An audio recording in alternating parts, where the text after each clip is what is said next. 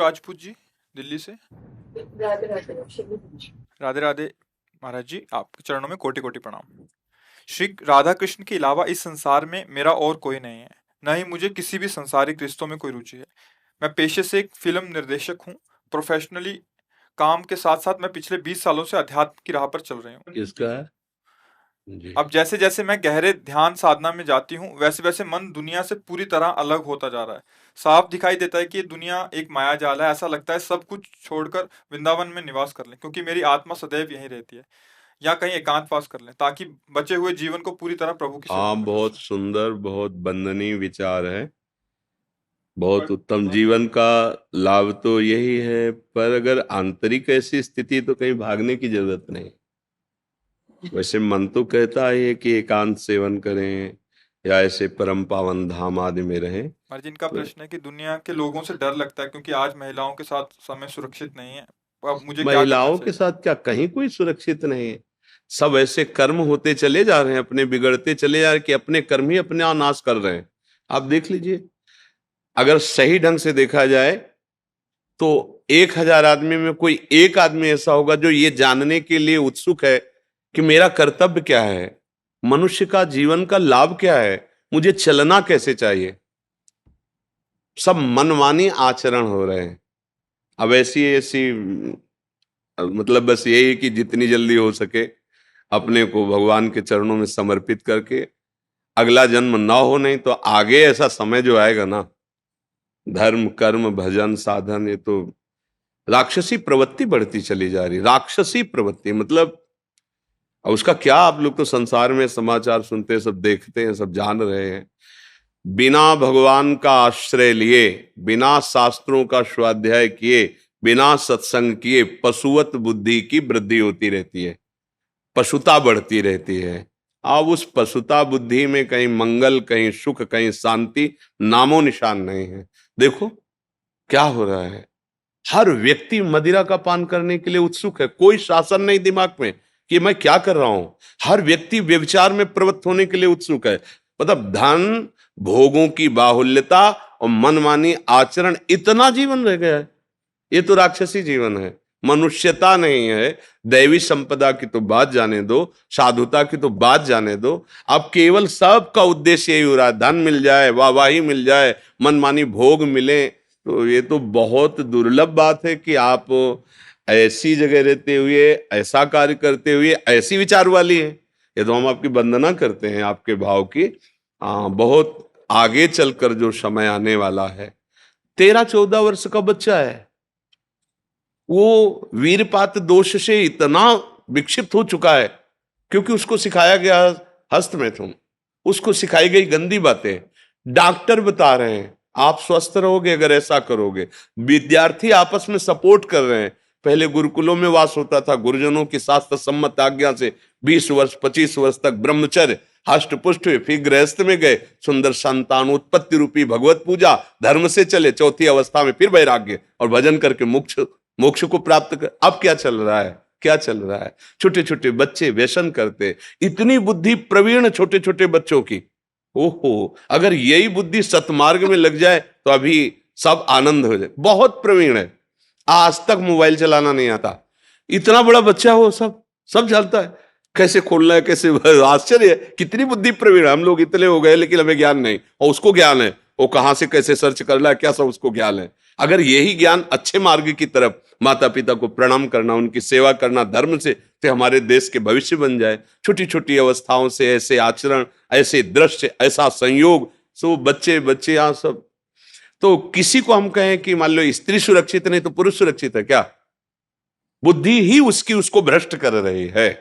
मान लो बाहरी राक्षसी बुद्धि में तो ये बात आ गई कि वह स्त्रियों के साथ ऐसा भाव करते हैं, लेकिन आप देखो ना वो अपने साथ क्या कर रहे हैं। शराब पी करके, मांस खा करके, गलत आचरणों के द्वारा डिप्रेशन में पहुंच रहे हैं, जल रहे हैं, रात दिन जल रहे हैं। आगे जो उनका परिणाम आने वाला है वो तो बहुत ही भयावह होगा। आप सब देखते, हम बार बार इशारा करते, बोले क्या, बोले इतने की कार और शीशा लाख और उसी में जल गए। क्या हुआ? जला जला के खाए हो ना दूसरे जीवों को, बहुत धनी बनते थे ना, अब जलो उसी पे। बहुत हो उसमें कर्म तुम्हारा तुम्हें नष्ट कर देगा। तो इसलिए हम ये भी प्रार्थना करेंगे कि कहीं भागने की जरूरत नहीं है कि आप किसी एकांत सेवन के लिए जाएं। एकांत अपना हृदय है, भगवान सबके हृदय की बात देख रहे हैं। आप अंदर से प्रभु के चिंतन में, क्योंकि अगर ना होती तो आपका ये निर्णय नहीं होता। जैसे आप बोल रहे हैं ना, ये पहचान है कि आप भगवत चरणारविंद के आश्रित हैं, भजन में लगी हैं। तो ये दशा जो आती तभी आती है जब भजन होता है। तो सत्य बात यह कि इतने बड़े विषय प्रपंच में रहती हुई तुम्हारे मन की स्थिति ये है, विषयों के बीच में बैठकर जो समाधि को प्राप्त होता है वही सच्चा महात्मा है। एकांत गुफा में समाधि में प्राप्त हुए, पर संसार में जब आए तब फिसल गए। इसीलिए अगर बाजार में बैठकर तुम ध्यानस्थ हो और घर में रहकर तुम बैरागी हो तो त्रिभुवन में तुम्हें कोई परास्त कर ही नहीं सकता। सोचो, कुछ ऐसे साधक हैं जो पत्नी सहित ब्रह्मचर्य लिए हुए हैं, हम उनको प्रणाम करते हैं।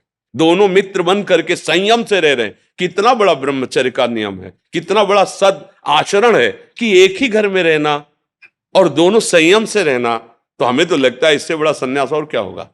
घर में रहकर संयम से रह रहे हैं, क्या बात है, मतलब प्रणाम योग्य है। हम लोग डरते हैं चूक ना हो जाए, वो उसी चूक में रहते हैं और चूक नहीं करते हैं, तो बहादुर वो ये कि हम हुए। तो हमें लगता है भागने की जरूरत नहीं है, हमको वहीं अभ्यास करना है जहां हमारी विरोधी वृत्तियां हैं। और अगर वह अभ्यास दृढ़ हो गया तो कहीं अभ्यास फेल नहीं होगा। और अगर एकांत में अभ्यास दृढ़ हुआ तो समाज में फेल हो जाएगा, और समाज में दृढ़ कर लिया तो एकांत में तो और वो गाढ़ भाव को प्राप्त हो जाएगा। भागने की जरूरत नहीं है। आज ऐसी हवा चल रही है कि कहीं भी, बात बहुत विवेक से समझना, अगर आप दृढ़ नहीं हैं तो कहीं भी कुछ नहीं है। आप दृढ़ हैं तो सब जगह वही है, और आप दृढ़ नहीं हैं तो सब जगह माया ही माया है। दो ही पक्ष है। वृंदावन आप बंबई से देख सकते हैं, लाइव देख सकते हैं।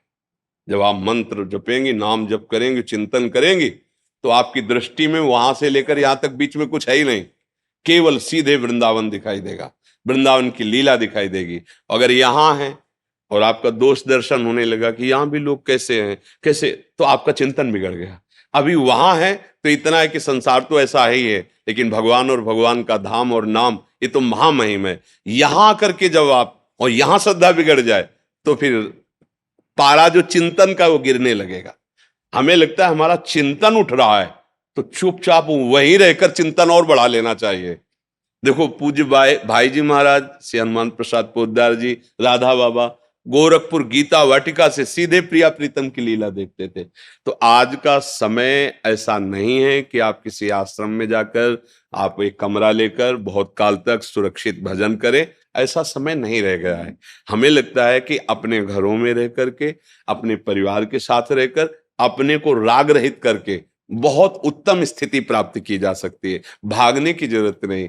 आजकल यंत्र हैं, मोबाइल आदि, इनसे सत्संग सुन सकते हैं। जो कभी मन आए, महीना 2 महीना 4 महीना में आके सत्संग सुन लें और एकांतवास करें। प्रभु के नाम से बढ़कर कोई तीर्थ नहीं है। जहां आप हो आपके अंदर वही सब पवित्रता आ जाएगी नाम जपने से। देखो, संतों को कहा गया है तीर्थी कुर्वन्ति तीर्थानि। जहां संत जन तीर्थों में चरण रख देते तो तीर्थ पवित्र हो जाते हैं। तो क्यों?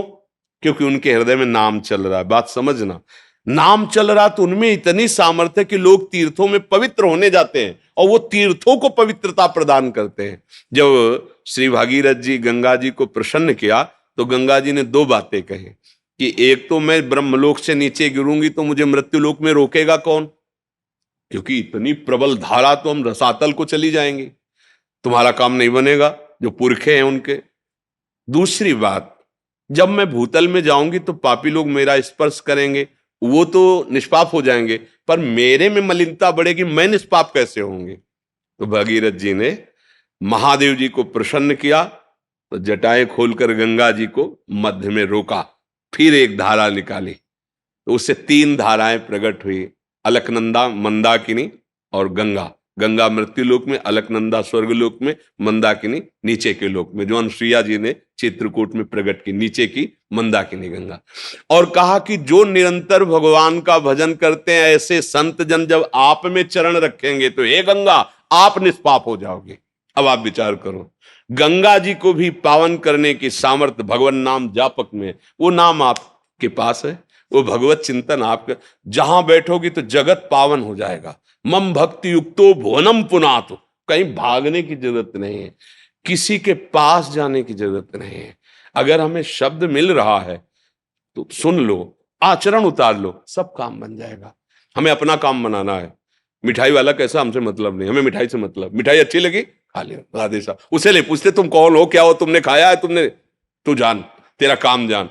तुम जो हमें मिठाई दे रहा है बहुत टाप की है, संत महापुरुषों के वचन, उनको पकड़ लो, वो आपको वहीं से दर्शा देंगे कि है क्या चीज। नहीं, आप पास रहते हुए भी हमें नहीं जान सकते, ना सत ना असत, दोनों का परिचय नहीं प्राप्त कर सकते। और जो हम कह रहे हैं, भजन में लग जाओ तो तुम जहां होगे, स्वप्न में तुम्हें परिचय मिल जाएगा कि कौन है। जागृत में तुम्हें अनुभूति होने लगेगी कि मुझे तो साक्षात ब्रह्म का दर्शन हो रहा है, मुझे तो साक्षात ब्रह्म का सानिध्य मिल रहा है। फिर कोई बात नहीं, जब अनुभव हो गया तो बात, जब तक अनुभव ना हो, हमारी प्रार्थना है, मतलब कोई भी कहीं भी दूरी बना के रखो, तभी धोखा से बच जाओगे। प्रार्थना है, नहीं तो फिर तुम्हारी श्रद्धा नष्ट हो जाएगी। हम क्या बोल रहे हैं उसको पकड़ो, मिलाओ, शास्त्र और संतों की भाषा में मिलाओ, ठीक बोल रहे हैं कि नहीं बोल रहे। अगर तस्मात् शास्त्रम प्रमाणम और हृदय शीतल हो रहा है, राजी हो जाओ, बात पकड़ लो। जब आपको अनुभव हो जाए तब आप निश्चिंत हो जाओ। जब तक अनुभव ना हो तब तक दूरी बना के रखो। नहीं, उनकी बात पे भी अश्रद्धा हो जाएगी, संतों पे भी, तो फिर बात नहीं बनेगी। संत संग किया जाता है मन से, उनकी बात मान लो, तन को अपने व्यवहार कार्यों में रखो, समाज में रखो, अपनी मर्यादा में रखो, और मन से उनकी बात, उनको जरूरत है तो वस्त्र दे दिया, भोजन दे दिए, भाई गृहस्थ है, बस संबंध में दूरी होनी चाहिए। तो हम इस बात को ज्यादा सपोर्ट नहीं करेंगे कि आप किसी आश्रम में वास करें, अपने घर में रहो, जो कर्तव्य है वो अपने कर्तव्य को करो। जिस भजन ने ऐसी स्थिति दी है उसी भजन में पूर्णता है, खूब अंदर चलाते रहो, मगन हो जाओगे। किसी को सपोर्ट में लोगे, वो सपोर्ट हटेगा तो टूट जाओगे। तुम असंग रहो, भगवान का आश्रय, भगवान नाम का जप, तो तुम्हारे सपोर्ट से लोगों का कल्याण होने लगेगा, तुम्हें किसी सपोर्ट की जरूरत नहीं। माताओं, बहनों, भाइयों, सबसे प्रार्थना है, किस गुरुजनों के, संतों के वचनों में अपने जीवन को लगा दो, बस इसे मंगल हो जाएगा। व्यवहार करने की जरूरत नहीं, व्यवहार में दूरी बनाओ, परमार्थ में आत्मसमर्पण कर दो, उनकी आज्ञा पर चलो, वही जो हैं वही तुम हो जाओगे। तुम्हें पता चल जाएगा कि तुम किसका संग कर रहे हो। जब भजन करोगे ना, ऐसे ऐसे नहीं, ऐसे नहीं, ऐसे फिर गड़बड़ हो जाता है, फिर परमार्थ में भी अश्रद्धा हो जाती है। आपको कोई इसमें संशय? बस एक समस्या आती है कि जैसे हम बहुत ज्यादा गाते हैं, क्योंकि मेरा प्रोफेशन बड़ा चकाचौंध वाला है, बहुत चमक वाला है, तो मैं ज्यादा लोगों का संग भी नहीं करती हूँ, और काम भी मुझे बहुत सिलेक्टिव चूज करने पड़ते हैं जिसमें मैं अपना 100% दे सकूं। जी, उस कार्य को इतना तो पता है ना कि भगवान का ही कार्य है। मान लो आप मनोरंजन समाज का ही सही, तो भगवत स्वरूप समाज है, उसके मनोरंजन को भगवान ने आपने सेवा जो आपको दी है, आप उस समय को भी भगवान के चरणों में समर्पित कर दें, और जो व्यक्ति उसमें है उनमें भी भगवत भाव कर लें, भजन हो जाएगा। पूरा का पूरा सिनेमा चल रहा है, वही नहीं है, ये सब सिनेमा ही चल रहा है, ये सब रूप हैं, ये सब अभिनय है। कहीं स्त्री का अभिनय, कहीं पुरुष का अभिनय, कहीं दुष्टता का अभिनय, कहीं साधुता का अभिनय, कहीं उत्तमता का अभिनय, कहीं अधमता का अभिनय। यही तो हम नहीं जान पा रहे। अगर ये जान गए ना तो मुक्त हो गए। अभिनय वाला जो अभिनय करता है वो कभी अपने को वो नहीं मानता है।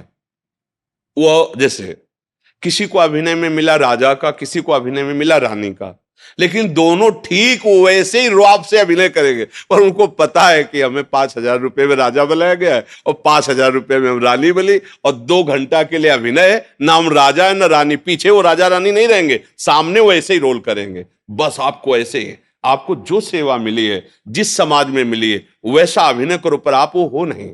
आप सच्चिदानंद भगवान के अंश हो, उनके स्वरूप हो, तो कहीं फेल नहीं होने वाले। जो अभिनय, बस यही बात, कसाई का सदन बड़ा उनकी महिमा गाई गई, वो अपना अभिनय करते थे, मांस ले आते कसाई वाले, सो मांस ही बेचते थे, और इतना शुद्ध ज्ञान था कि उन्होंने ऋषियों को उपदेश किया।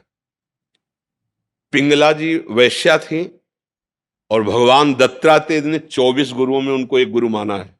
जिस दिन से उनके अंदर वैराग्य और होश संभला, तो वहीं रहते हुए, उसी घर में रहते हुए परमहंस अवधूत दत्तात्रेय जी ने उनको गुरु माना, ऐसी स्थिति हो गई। बिल्कुल घबराने की जरूरत नहीं, परिपक्व साधक बनो, हर जो आपका कार्य हर क्षेत्र में उतरो, लेकिन कौन है आप ये मत भूलो। आपको स्वांग मिला है वो आप ईमानदारी से कर लो और वो सब भगवान को समर्पित कर दो। सेवा आपका तो बहुत छोटा कार्य है। अम्बरीश जी चक्रवर्ती सम्राट थे, पर उनकी भक्ति के आगे दुर्वासा जैसा महर्षि भागना पड़ा।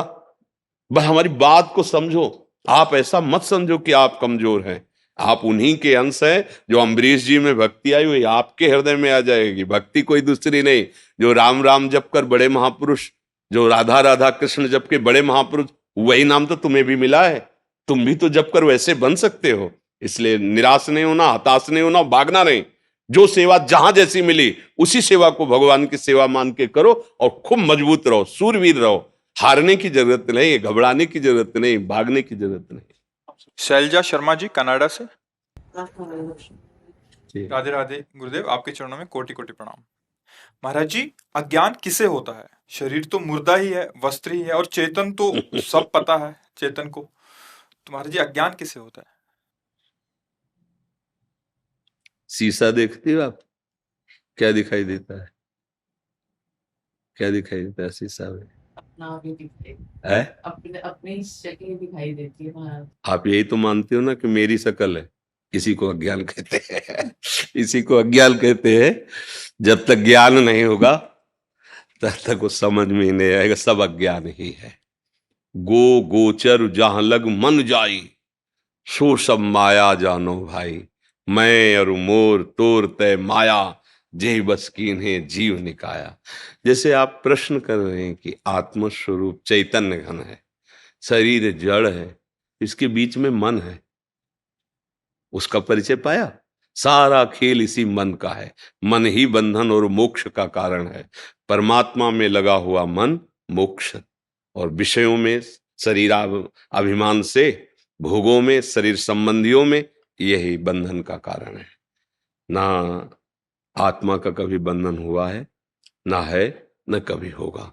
पर भ्रम से हम अपने आप को मन मान बैठे, तन मान बैठे, और मन और ज्ञानेंद्रियों के द्वारा भोगों में सुख ढूंढने लगे। हम अपने को स्त्री मानते हैं, पुरुष मानते हैं। इसी के कारण परस्पर राग, इंद्रिय विलासिता, यही अज्ञान है।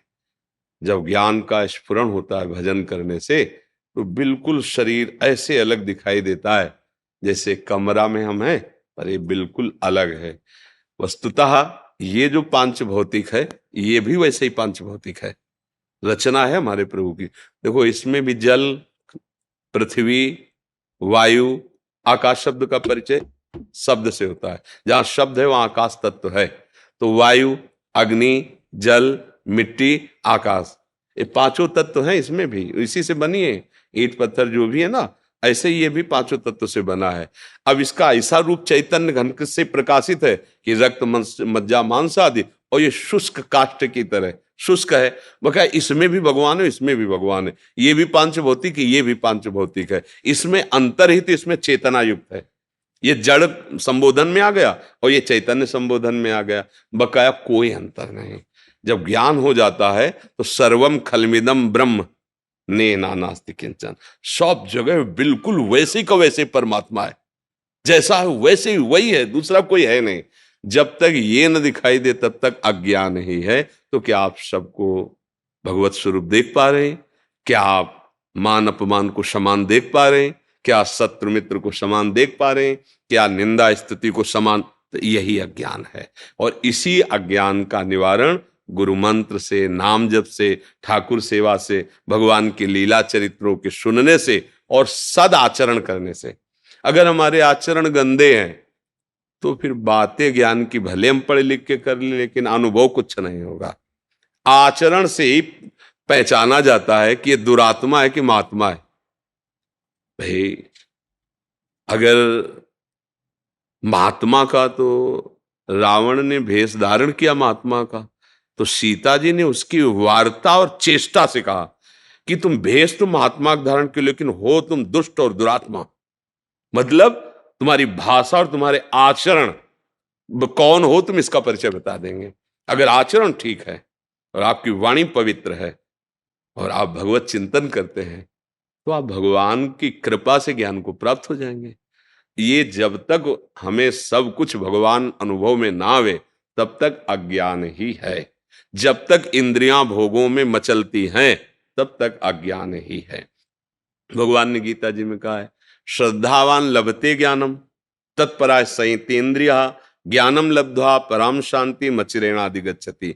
जो श्रद्धावान पुरुष होता है, शास्त्र और संतों पर श्रद्धा, उसको ज्ञान प्राप्त होता है। कौन सा ज्ञान? हमें क्या करना चाहिए, क्या नहीं करना चाहिए। अभी वो सच्चा ज्ञान नहीं, अभी चलने वाला ज्ञान। इस ज्ञान से वो अपनी इंद्रियों को अधर्माचरण से हटा लेता है, और जे ही धर्माचरण आचरण पवित्र हुए, जितेंद्रिय हुआ, अब भजन के प्रभाव से उसे शुद्ध ज्ञान होता है, जो आत्म का आत्मज्ञान जिसे कहते हैं। अब उसकी जो स्थिति है, परम शांति हृदय में आ गए। आनंद, मन आनंदमय, चित्त आनंदमय, बुद्धि आनंदमय, अहम आनंदमय, वो आनंदमय आत्मस्वरूप सर्वत्र अनुभव में आने लगता है। अभी तो ककारा भी नहीं आता, जैसे कहे ना, तो अभी परमार्थ का, जिसे परमार्थ कहा गया, ककारा भी नहीं आता। तो ऐसा करे सहज भाव में, हे प्रभु मैं आपका हूं, और जो नाम प्रिय लगे खूब नाम जप करो, और जिनको आप जानते गंदे आचरण है उनको मत करो। फिर आप देखो आपकी उन्नति, अध्यात्म उन्नति होने लगी, आपको शांति मिलने लगी, आपका हृदय आनंदित होने लगेगा, आपको सुंदर सुंदर ज्ञान की स्फुरणाएं होने लगेंगी। आगे बढ़ोगे तो सुंदर लीलाओं का दर्शन होने लगे। अब अभी चिंतन भोगों करते हैं तो स्वप्न भी गंदे आते हैं, विचार भी गंदे रहते हो, जीवन भी गंदा हो गया। अब दिव्यता का अनुभव कैसे हो? पहले गंदी बातों को रोको, दिव्य भगवान का नाम है, भगवान का आश्रय है, भगवान की लीला चरित्रों का स्मरण, तो ये सब गंदगी पहले पवित्र हो जो हमारे अंदर भरी, तब ज्ञान का स्फुरण होगा। वो शुद्ध ज्ञान, परम शांति, न कोई चाह है, न कोई भय है, न कोई किसी तरह का संकट विपत्ति का अनुभव है। शरीर में है, बाहर भी है, लेकिन अंदर में नहीं है। अभी क्या है, बाहर व्यवस्था है, सब बढ़िया ऐसे ही लगा है, और अंदर छाती जल रही है, क्योंकि जो चाहिए वो अंदर चिंतन नहीं है। इसलिए भगवान अनन्यस चिंतयन्तो माम, भगवान का चिंतन, भगवदाश्रय, इसी से शुद्ध ज्ञान का प्रादुर्भाव हो जाएगा। संघ लोक सेवा आयोग के जो आईएएस की तैयारी करते हैं उन्हें पढ़ाता है। अच्छा, आप पढ़ाते हैं? ये आईआईटी की और यूपीएससी की तैयारी कर रहे हैं, उनको पढ़ाता है, विश्व का सबसे कम आयु का शिक्षक है। अच्छा, तो भाई प्रणाम, इतनी छोटी अवस्था में आप शिक्षा देते हैं। धन्यवाद। ठीक, नाम भी जपते रहे ना, राधा राधा राधा है, गुरु नाम है। आप बहुत धन्यवाद। श्रीजी और आके वो सेविंग कैसे करें? हम तो यही जानते हैं कि अगर श्री जी का नाम जपा जाए तो श्री जी और श्रीजनों के जो रसिक जन, उनके भी तुम प्राण प्यारी बन जाओगे। राधा राधा राधा राधा राधा ऐसे जपो।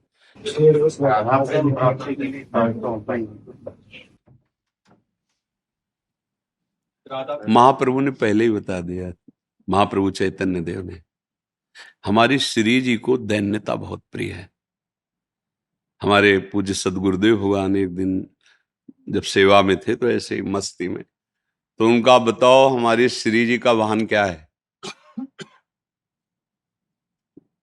जैसे कार्तिकेय जी का मयूर वाहन है, सरस्वती जी हंस पे बैठे, महादेव जी नंदी पे सवार, अंबा शेर का, वैसे सबके वाहन है। तो हमारे भगवान भी श्री हरि गरुण। तो हमारी लाडली जी का वाहन क्या है? गुरुदेव भगवान ने पूछा। उनका महाराज जी हमें नहीं पता। हाँ, बोले दैन्यता। जिसके हृदय में दैन्यता है उसी के हृदय में लाडली जो विराजमान होती है। अगर दैन्यता नहीं तो हमारी लाडली जो नहीं, लाडली जू का सांद्राघन प्रेम मूर्ति किशोरी, लालजू के हृदय का जो आनंद है ना, आह्लाद है ना, वही लाडली जू के रूप में। लाडली जू की प्राप्ति का उपाय महाप्रभु चैतन्य देव कह रहे हैं। बोले तृणादपि सुनीचेन, इतनी दैन्यता होनी चाहिए कि तृण से भी नीच अपने अंदर भाव हो जाए। तृणादपि सुनीचेन, तरोर्यु सहिष्णुना। जैसे वृक्ष को कोई कुल्हाड़ मारे, ईंट मारे, फिर भी वो छाया, पत्ता, लकड़ी, छाल ये देगा ही, कोई अहित नहीं करेगा वो।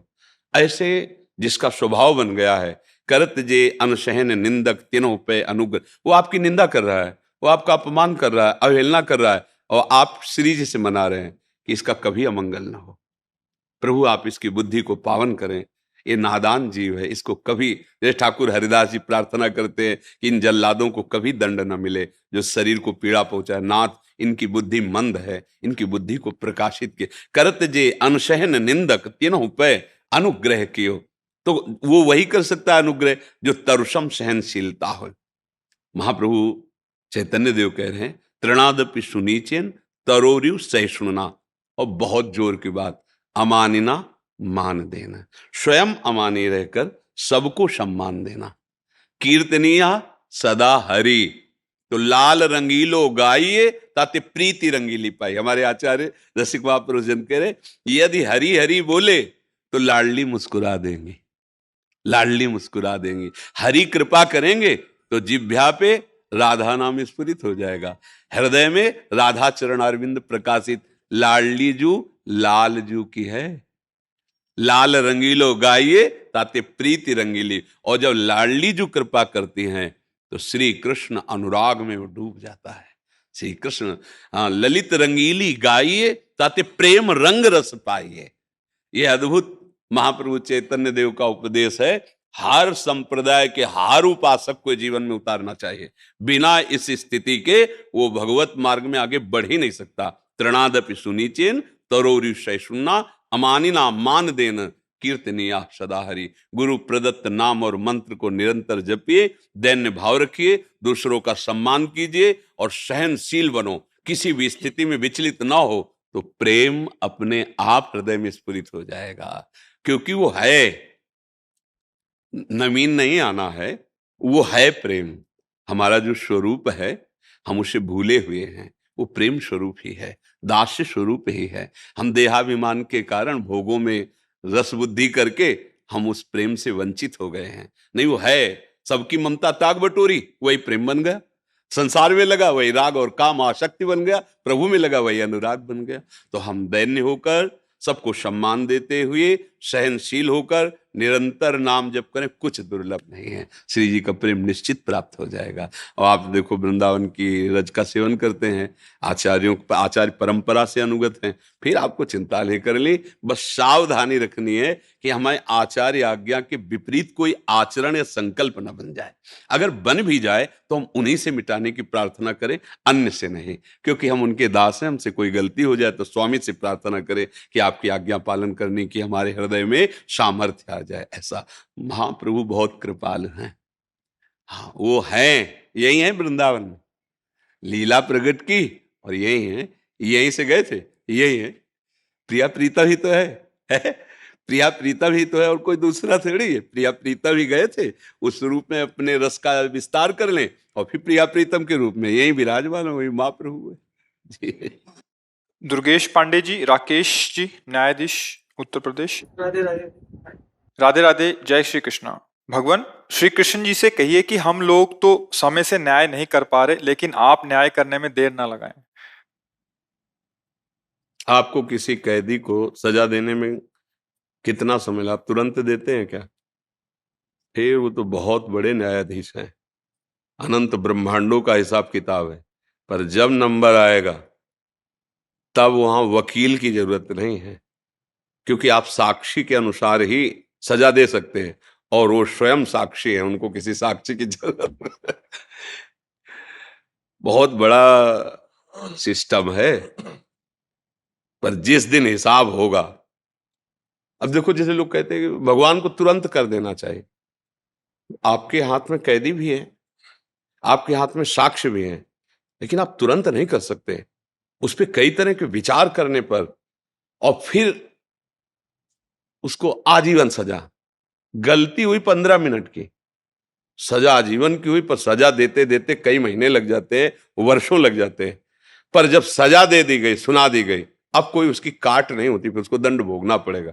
ऐसे ही है, जैसे इसका सिस्टम है, जैसे पापाचरण कर रहे हैं और पूर्व के पुण्य का विधान हमारे ऊपर लागू हो गया है, कोई संकट नहीं आएगा, कोई विपत्ति नहीं होगी, कोई अपमान नहीं होगा, और उसको लग रहा है बड़ी मौज है। और जहां वो पुण्य सिस्टम उसका खत्म हुआ और ये पापाचरण और पूर्व स्टॉक पापाचरण दोनों का ज्वाइंट हुआ, अब जो विध्वंस मचेगा उसके जीवन में वो सह नहीं पाएगा। अब जैसे धर्मात्मा पुरुष ठीक से चल रहा है, पर उसका पाप भोगने का समय आ गया।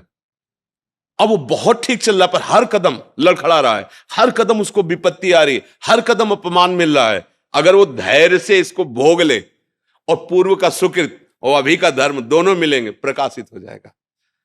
अब ये जरूर है कि हमारे मालिक का रजिस्टर थोड़ा विलंब से खुलता है, पर जिस दिन खुलेगा फिर किसी की ताकत नहीं है कि उसकी रक्षा कर सके।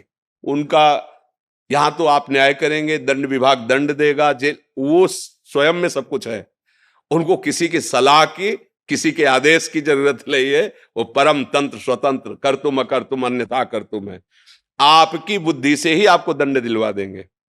बड़ा विधान उसका विचित्र, इसीलिए कहा जाता है डरते रहो कोई अपराध न बन जाए। नहीं तो समय अब ऐसा नहीं है कि आपने अभी अपराध किया, आपके घर में आग लग गई और सब देख रहे कि यार देखो ये अपराध की आग लग गई ना, ऐसा नहीं है। अपराध किया है आप, उसका दंड मिलेगा, सिस्टम है उसका, कानून जैसे यहाँ का कानून। अब तुरंत तो ऐसा नहीं कि फांसी में चढ़ा दिया, बिल्कुल सब गवाही फिट है तो ऐसे तुरंत ले जाकर फांसी में चढ़ा दोगे क्या? पहले आपके द्वारा वो पूर्ण निरीक्षण होगा, हाँ बिल्कुल साबुत पक्के हैं, बिल्कुल गवाही पक्की है, अब उसका निश्चय करके।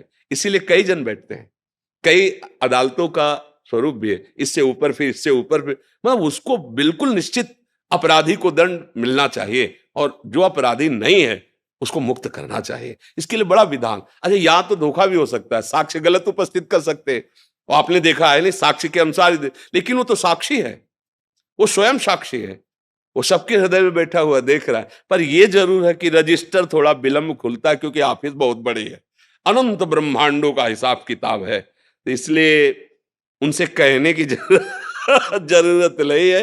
वो आपकी भी बुद्धि में बैठे हुए है और चराचर जगत की बुद्धि में। तो इसलिए जो भगवान आपको प्रेरित कर रहे हैं, आप अपने धर्म का पालन करते हुए सत्य पे चलिए, तो आपकी बुद्धि में ही सारथी बने बैठे हुए हैं, वो आपके ही हृदय में बैठे हुए हैं वो। देखो बहुत ध्यान से सुनना, भगवान की छाती से धर्म प्रकट हुआ है और भगवान की पीठ से अधर्म प्रकट हुआ है, दोनों भगवान से प्रकट हुए हैं। और ये सृष्टि क्रम है। बोले भगवान ने अधर्म रचा ही क्यों? दिन है तो रात है, स्तुति है तो निंदा, इसी को तो माया भगवान ने रचा, इसी को खेल रचा है। अब जीतो, निगेटिव पॉजिटिव दोनों रच दिए, अब किस पे चलते हो? सुमति कुमति दोनों रच दिए, धर्म अधर्म दोनों। खेल तो तभी होगा ना, विपक्ष ना हो तो खेल कैसा? तो ये खेल है जगत, इसमें दो पार्ट रखे गए। आप किधर चलना चाहते हो? एक पक्ष अधर्म का है और दोनों उन्हीं के हैं, और कभी अधर्म को बलवान बना देते हैं और कभी धर्म को बलवान बना देते हैं। ये उनका खेल चलता रहता है। भला उस ईश्वर के खिलाफ कोई एक कदम रख सकता है? नहीं। अब जैसे कहते कि भगवान भी चाहते हैं, नहीं, भगवान ने दो पावर दिए हैं, दो पावर दे दी, एक अधर्म को और एक धर्म को। अब आप किसको स्वीकार करके चलते हो? देखो, जो दुनिया को दुख पहुंचा रहे हैं उनके भी बहुत अनुयायी हैं, और जो दुनिया को सुख पहुंचा रहे हैं उनके भी बहुत अनुयायी है। ये दोनों अनुयायियों भेजता कौन है? इन दोनों को पावर कौन दे? ये सारा खेल बस ये, या रहस्य रघुनाथ कर बेग न जाने कोई, जो जाने रघुपति कृपा तो सपने मोह न होए। अपने कर्तव्य का पालन करो। तुम्हें इस संसार रूपी नौटंकी में कौन सा स्वांग दिया गया है उसको देख लीजिए। जगन नाटक वैभवा, गोपाल शास्त्र नाम में ये जगन नाटक भगवान का वैभव प्रकाशित, तुम्हें स्वांग क्या दिया गया है? जज का। तो जितना तुम्हें ज्ञान दिया है उसके अनुसार तुम्हें न्याय करना, ये भगवान की पूजा होगी। भगवान का स्मरण करते हुए किसी के धन या किसी के बल प्रभाव से दब करके न्याय नहीं, भगवद आश्रित होकर सत्य पे, ये भगवान की पूजा होगी। और जब भगवान प्रसन्न हो जाएंगे तो इस स्वांग से आपको मुक्त कर देंगे। चलो हमारे इस खेल से हटो, त्रिगुणात्मिका माया के, आओ परमानंद खेल में खेलो। अलग अलग खेल है, ये मायाकृत खेल है और एक दिव्य प्रेम लीला है भगवान की, जो भगवान की चिदानंद धाम में निरंतर होती रहती। बड़े बड़े महाभागवत भजन करके वो उसे प्राप्त करते हैं। तो उनसे कहने की जरूरत नहीं है, वही सब रूपों में अपना विस्तार करके खेल रहे हैं। निवेदन है महाराज जी, हाँ जी, एक बार हंस दीजिए आप, हाथ ऊपर करके। नहीं तो ऐसे कैसे हंसते, मतलब अब जैसे कोई ऐसी बात आवे ना, अब जैसे रोल में हंसला हो तो अलग है, ये जो हंसी होती है ना, ये आनंद की छकन में होती है। जैसे कोई भागवतिक बात कही और एकदम हृदय आनंदित हो गया, उस वो एक अलग। अब जैसे बनावटी में हंसा जाता है ना, तो उसमें स्वाद नहीं होता है। नहीं, देखो ना, जैसे नाटक में भी तो हंसते हैं तो उसमें स्वाद थोड़ी होता है। एक ब्रह्मानंद की छकन में भगवदानंद की छकन में जो हंसी आती है वो लुभायमान करती है। और ऐसे हंसना लुभायमान तो कॉमेडी नहीं कॉमेडी कहते, क्या कहते हैं? हाँ, मैं अंग्रेजी नहीं।